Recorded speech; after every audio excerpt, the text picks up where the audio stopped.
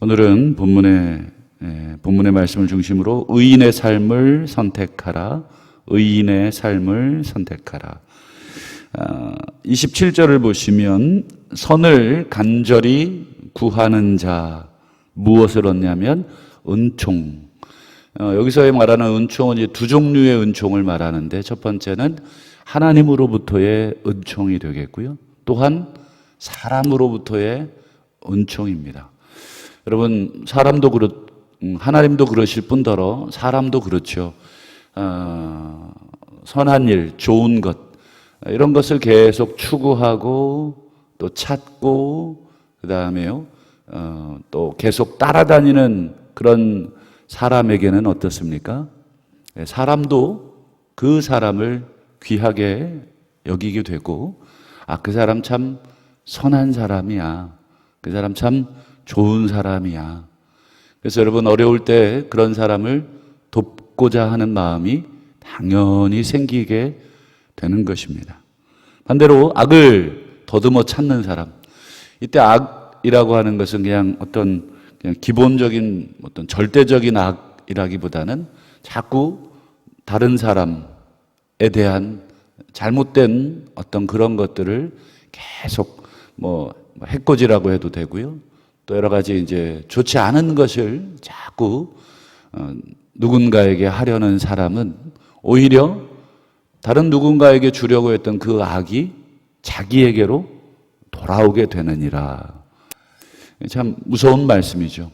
예수님도 그런 얘기를 한번 하신 적이 있죠. 어떤 복음을 전하러 가다가 각 가정이 들어가게 되면 무엇을 빌라고 합니까? 평안을 빌어줘라. 근데 문제는 무엇이냐면, 나는 좋은 의도로 저 사람에게 축복의 말, 평안의 말을 하는데 저쪽의 사람이 나를 그렇게 받아들이지 않는 거죠. 그러면 예수님이 하시는 말씀이 뭐예요? 그 빈 평안이 그 사람에게 합당하지 않으면, 그 사람이 아멘으로 받지 않으면, 제가 여러분들에게 축복합니다 그런데 축복 좋아하시네, 여러분 이런 마음으로 받으시면 그건 합당하지 않는 거죠. 그렇다고 내가 그 축복의 말까지 잘못되는 것은 아니겠죠. 제가 좋은 의도로 축복의 말을 빈 것이 받는 사람이 합당하지 않으면 나에게 다시 돌아오느니라. 그러니 여러분, 축복의 말은 할수록 손해입니까? 할수록 이익이 되겠습니까? 이익이 되는 거죠. 반대로 악한 말은요, 똑같은 원리로 적용이 됩니다. 여러분, 다른 사람이 나를 아무리 욕하고 다른 사람이 아무리 나를 저주해도 그거 내가 안 받으면 돼요. 그렇지 않습니까? 그러면 그게 그대로 그 사람에게 돌아가는 것입니다. 그 말에 내가 힘들어하고 그 말이 나한테 정말 이루어질까 봐 전전긍긍하고 그렇게 하지 않으시면 되는 거죠. 오히려 나를 저주하고 나를 악한 말로 하면 결국 내가 안 받으면 그 사람에게로 돌아가게 되어 있습니다. 여러분, 마태복음 12장 35절에 예수님이 그 선한 사람은 어떤 사람인지를 설명하죠. 선한 사람은 선한 것을 내는 사람인데, 그 선한 것을 내기 위해서는 뭐가 필요하냐면 그 중심에 쌓여 있는 선이 필요하다는 거예요. 중심에 선이 쌓여 있지 않으면 절대로 선한 것이 나갈 수가 없다. 여러분, 한두 번 여러분 그냥 흉내는 낼 수 있을지 몰라도 언젠간 뭐예요? 자기가 가지고 있던 생각, 가지고 있던 것들이 나도 모르게 무의식 중에 나오게 되어 있습니다. 반대로 악한 사람도 똑같은 원리겠죠. 악한 사람은 악한 것을 하는 사람이죠. 그 사람이 악한지 나쁜지 우리가 속을 들여다볼 수 없기에 그 사람이 악한 사람인지 어떻게 합니까? 그 사람이 내고 있는 것을 통해서 저 사람 저런 사람이구나. 늘 다른 사람을 해코지하고, 늘 다른 사람을 저주하고, 늘 다른 사람을 모함하고, 늘 다른 사람에게 핑계대고, 늘 누구 탓만 하고, 늘 어떤 것에 좋지 않은 것만을 꼭 집어서 얘기하는 사람은 자기의 됨됨이를 그렇게 드러내는 것에 불과하다. 늘 자기 자신을 그런 쪽으로 몰아가고 그것을 자기 안에 쌓아놨기 때문이다. 결국 여러분, 사람이라는 것은 평소 자기가 생각하고 자기가 묵상하고 있던 것을 말하게 돼 있고, 결국 말하다 보면 행동으로 옮기게 되어 있습니다. 가인, 우리가 말씀을 통해 살폈지만 가인이 아벨을 단 한 번의 충동에 의해서 죽인 것이 절대로 아닙니다. 오랫동안 가인은 아벨을 주시했고 아벨의 모든 행동과 모든 말을 다 분석을 하고, 내가 언젠간 저놈을 잡아야지, 내가 언젠간 내 동생이지만 내가 반드시 죽여야지, 늘 계획 세우고 치밀하게 생각하고 때가 돼서 들판으로 유인해서 죽인 것입니다. 그래서 가인이 성경 오고 오는 모든 성경의 가인에 대한 기록은 뭐예요? 악한 자, 살인자, 사단에게 속한 자라고 하는 그 뭐예요? 오명을 뒤집어 쓴 것입니다. 그래서 여러분, 성경은 우리에게 끊임없이 어떤 것을 여러분 묵상하라고 합니까? 악이 아니라 선, 악한 것이 아니라 하나님의 말씀. 여러분, 우리 시편 1편도 늘 우리가 암송하는 그 말씀이지 않습니까? 시편 1편에 보면 악한 자, 죄인, 여러분 이런 종류의 사람들의 길, 계획 이런 것들이 아니라 어디 안에 들어가라고 합니까? 여호와의 율법을 주야로 들어가라. 여러분, 우리 안에 그 하나님의 말씀으로 더 채우라는 거예요. 누군가가 또는 어떤 사건이 나를 휘몰아칠 때가 있죠. 왜 없습니까? 살다 보면 여러분 다 나에게 좋은 사람만 있는 것은 아니죠. 그렇죠? 근데 여러분, 그 좋지 않은 말들, 좋지 않은 사람들의 영향에 내가 갇혀 있는 게 아니라 어떻게 해야 됩니까? 그렇죠. 그럴 때는 그 감옥에서 얼른 나와서 하나님이 주시는 생명의 말씀 안에 거해야 됩니다. 그리고 기도하고 찬송하고. 그래서 여러분, 최소한 여러분 기도의 자리, 찬송의 자리, 말씀의 자리에 올라온 분들은 뭔가 다른 것입니다. 그 안에 하나님의 말씀에 대한 사모함이 있고 그 말씀이 나를 움직이는 거죠. 성경은 끊임없이 우리에게 악한 것을 묵상하는 것이 아니라 선한 것을 묵상하고 하나님을 묵상하라. 사람을 저주하는 말을 하지 말고 하나님을 찬송하는 말을 해라. 야고보 사도가 한 입에서 두 종류가 나올 수가 없다. 나올 수가 왜 없어요? 있지요. 그러나 의도적으로 사람에 대한 미움, 사람에 대한 저주가 나오는 것을 끊으라 하는 것입니다. 그리고 의식적으로 어떻게 하는 거예요? 하나님을 찬송하는 것입니다. 끊임없이 말씀으로, 끊임없이 찬송으로, 끊임없이 기도로 내 안에 있는 모든 더러운 것들을 몰아내는 것이죠. 빛이 비추면 어둠이 거할 수가 없는 것입니다.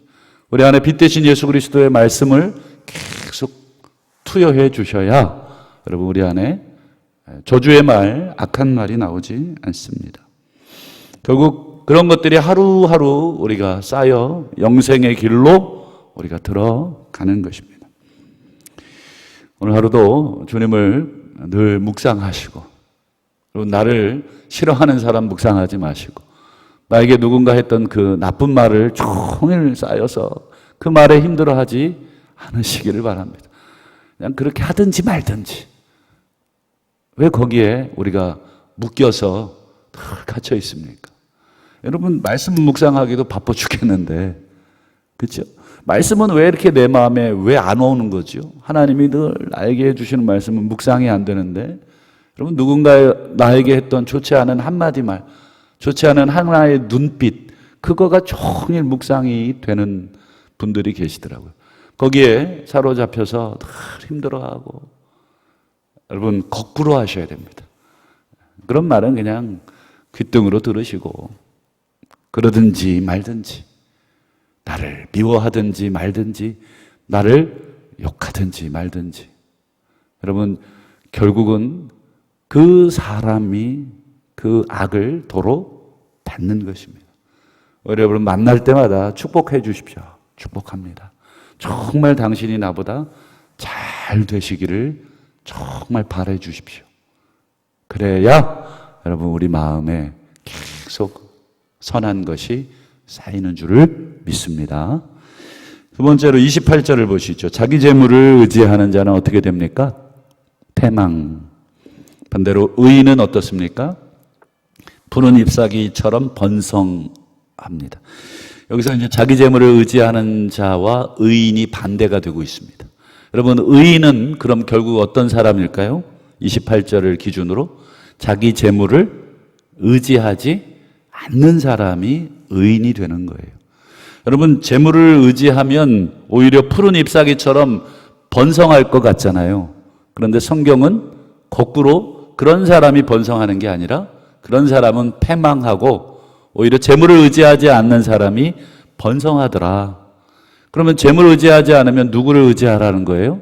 여기 본문에 숨겨져 있는 한 단어. 그렇죠. 하나님.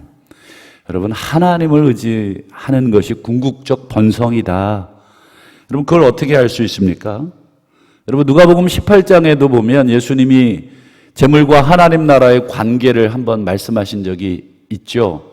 우리 화면을 보시면 재물이 있는 자는 하나님 나라에 들어가기가 어떻습니까? 어려운 정도가 아니라 얼마나 어려운지 많이 어렵다 얘들아. 여러분, 그럼 오늘날의 부자들은 어떻습니까? 다 위험한가요? 물론 부자들이 다 지옥 간다는 얘기는 아니에요. 이건 무슨 뜻이겠습니까? 아무래도 재물이 있으면 그 재물이 주는 힘을 의지하게 되고 그 재물을 의지한 만큼 누구를 덜 의지하게 돼요? 하나님을 덜 의지하게 돼서 이 재물의 많음과 하나님에 대한 의지는 이 반비례 관계에 있다. 여러분, 이거 예수님 말씀이니까 여러분 그냥 믿으시면 돼요. 에이, 저는 제외입니다. 저는 예외입니다. 여러분, 베드로도 다 버려도 저는 안 버립니다. 제일 먼저 버린 사람이 베드로예요. 여러분, 우리 안에 아무도 재물과 나는 하나님을 겸해서 잘 섬길 수 있다 하는 사람은 없습니다. 그런 면에서 여러분, 이 재물에 대한 의지, 이것과 하나님에 대한 의지. 그래서 성경은 계속해서 예수님을 따라다녔던 예수님 시대의 많은 사람들을 보면 어떤 사람들이에요? 다 사회적 약자들이 따라다녔죠. 예수님 의지했고. 물론 부자도 있었어요. 그러나 비율적으로 보면 상당히 적었습니다. 사도 바울도 이 잠언의 이 말씀을 가지고 우리 디모데에게 권면한 적이 있는데 디모데전서 6장 17절에 디모데야, 네가 이 세대에서 부한 자들에게 명령해라. 첫 번째, 마음을 높이지 마라. 여러분, 돈 있으면 힘이 있게 되고 명예가 있게 되고 권세가 있게 되고 사람을 부릴 수가 있죠. 여러분, 돈에 움직이지 않을 사람 몇이나 되겠습니까? 그렇죠? 돈 찔러주고 뭔가 부탁을 하는데 여러분, 안 움직일 사람 거의 없습니다. 그러면 당연히 마음이 높아지게 됩니다. 돈이 주는 힘이 있기 때문에. 그 다음에요, 두 번째, 정함이 없는 재물에 소망을 두지 말게 명령해라. 목회자인 디모데에게 바울이 너 이렇게 목회를 가르쳐라. 그리고 오직 누구에게 소망을 두게 하냐? 우리에게 모든 것을 후히 주사 누리게 하시는 하나님. 결국 재물의 원천도 하나님이시다. 결국 하나님을 의지하다 보면 하나님이 주실 수도 있고 주시지 않을 수도 있다. 재물이라는 것은. 그런데 하나님이 안 주시면 나쁜 하나님이고 주시면 좋은 하나님이냐? 이렇게 가르치지 말고 어쨌든 하나님은 좋은 것 주시는 하나님이신 건 틀림이 없다. 그러나 주인의 주인께서 그것은 결정하실 문제이다. 종들인 우리들은 하나님 의지하고 그 좋으신 하나님이신 줄을 의심하지 말고 그렇게 살아가도록 가르쳐라. 그러면서 뭐라고 말하고 있냐면 6장 18절에도 화면을 보시면 선을 행하고 선한 사업을 많이 하고 나누어 주기를 좋아하며 너그러운 자가 되게 하라. 이게 되라가 아니라 되게 하라. 이제 목회자인 디모데니까 성도들로 하여금 그렇게 선한 사업, 선한 일, 나누어 주는 일, 그 다음에요 너그러운 자. 이때 너그러운 자라는 말이 바로 나누어 주기를 좋아한 자 같은 말입니다. 결국 계속 나누라는 거죠. 계속 나누라는 거예요. 좀 1,000원 버는 사람이 100원 버는 사람보다 좀 형편이 낫거든. 또 간식도 한번 사시고 모임이 있거든. 또 풍부하게 본인들이 여유가 있거든. 또 그것들로 섬기시고 또 구제도 그렇게 하시고 하라는 것입니다. 그렇게 가르치라 하는 것입니다. 우리 계속 살펴보지만 여러분 어저께죠. 그것 살폈지만 여러분 과도하게 아껴도 오히려 가난해지고 흩어 구제하여도 오히려 부유해지는 원리를 가르치라. 또 19절에도 보시면 이것이 장래에 자기를 위하여 좋은 터를 쌓고 참된 생명을 취하는 것이다. 끝에 보시면 참된 생명, 그 영생이랑 연결되어 있다는 거예요. 지금 현재의 그 선한 삶, 나누는 삶은 결국 하나님을 의지하지 않고는 가능하지 않다. 또 반대로 하나님을 의지하는 자는 물론 영생을 취하겠지만 그 과정에서의 삶, 하루하루에서의 삶에 하나님이 주시는 것으로 사는 사람들은 하나님 주신 것을 넉넉한 마음으로 나눌 수 있는 사람. 그런 사람은 끝에 틀림없이 영생, 생명이라는 열매를 맺게 될 것이다. 또 오늘 하루도 우리 넉넉한 마음으로 선을 행하시고 선한 일에 부자가 되시기를 바랍니다. 정함이 없는 재물에 부자가 되지 마시고 정말 성도를 섬기고 가난한 자를 돕고 또 내 재물을 흘려보낼 수 있는 곳이 어디인가 우리가 하나님 앞에서 주신 마음의 정한 대로 우리 자식들에게 몇 억 내가 물려줘야지. 여러분 자식들에게 돈 물려주는 거 아니다. 늘 말씀을 드립니다. 여러분들이 다 하나님 앞에서 사용하고 가십시오. 자식들의 몫은 하나님께 맡기십시오. 그래서 하나님이 또 자녀들과 함께 또 살아갈 몫입니다. 조금 더 어렵게 시작할 수도 있겠지만 괜찮습니다. 그런 면에서 여러분 신앙을 가르쳐 주시고 선한 삶을 가르쳐 주시는 그것을 유산으로 물려주셔서 궁극적으로 생명을 취하시는 우리의 삶이 되시기를 축원하고 마지막으로 29절만 우리 한 번 더 보겠습니다. 29절 자기 집을 해롭게 하는 자의 소득은 바람. 그래서 이제 바람이라는 건 이제 루아흐, 그래서 공기, 그다음에 영 이런 단어로 되어 있는 단어인데 이게 무슨 말일까요? 자기 집을 해롭게 하는 자의 소득이라고 되어 있는데 이 소득이라는 말은 원래는 유산입니다. 자기 집을 막 해롭게 한다. 즉 집안을 힘들게 하고 가족들을 힘들게 하는 자 이런 뜻입니다. 예를 들어서 방탕한다든지 또 부모님과의 관계를 계속 어그러뜨린다든지 그 다음에 가족 간의 하나됨을 계속해서 파괴한다든지 이게 전부 다 가족에게 해를 끼치는 자. 그게 내가 될 수도 있고 자녀가 될 수도 있고 부모님이 될 수도 있고 형제가 될 수도 있겠죠. 가족 간에 꼭 미꾸라지 같은 우리 가족이 있습니까? 전부 다 가족들이 이렇게 마음을 모으면 꼭 싫다고 나는 반대한다고 이렇게 가족의 해를 또 경제적인 해를 또 정서적인 해를 하나됨의 해를 끼치는 자가 상속할 것은 뭐냐면 바람이다. 즉 아무것도 없다. 헛된 것밖에 없다. 그런 사람은 아무것도 얻게 될 것이 없고, 그 뒤에 보시죠. 미련한 자라고 표현되어 있습니다. 그게 같은 말입니다. 집을 해롭게 하는 자, 이 미련한 자는 어떻게 되냐면 종이 된다. 이렇게 돼요. 노예가 된다. 이런 말이에요. 그 당시엔 여러분 그 몸을 팔아서 빚을 갚는 제도가 있었죠. 그래서 다른 사람에게 내 몸을 맡기고 돈을 빌려오는 뭐 일종의 100% 노예는 아니지만 몸을 담보로 해서 어떤 일들을 벌이는 거죠. 한마디로 집안을 해롭게 하는 자는 노예받게 될 일이 없다.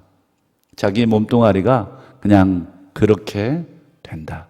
뭐 빌어먹거나 아니면 다른 사람 밑에서 죽을 고생할 것밖에 없다. 혹시 뭐 집안에 해를 끼치고 집을 나간 형제들이 있습니까? 자녀들이 있습니까? 혹시 뭐 부모님도 계신가요? 한번 그분들의 말로를 한번 잘 보십시오. 대체로 끝이 좋지 않죠. 가족과 원수지고 가족과 등을 돌린 사람들은 대체로 좋지가 않습니다. 그런데 29절은 가정에 대한 이제 가르침이라고 볼 수가 있겠습니다.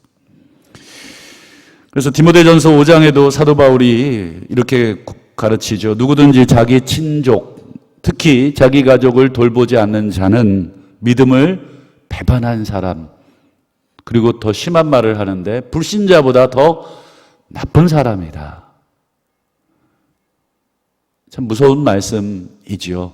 그런 면에서 여러분, 신앙인이라면 마땅히 가족들에 대한 의무, 책임, 성실함 이런 것들을 감당해야 하고 또 그렇게 시켜야 됩니다. 오늘은 30절 31절은 보지 않겠습니다. 여기까지만 말씀을 보겠습니다. 오늘 하루도 주일인데 오늘 묵상한 세 절의 말씀 중 오늘 우리 개인에게 주시는 말씀이 있는가?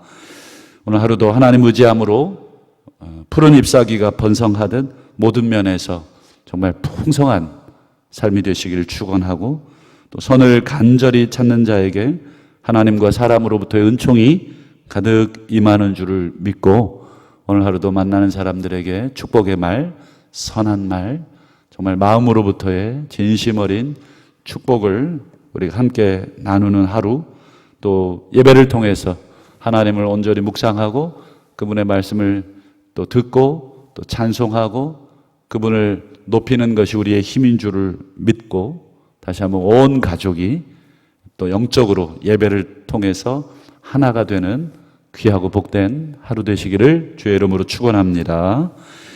우리 기도하겠습니다.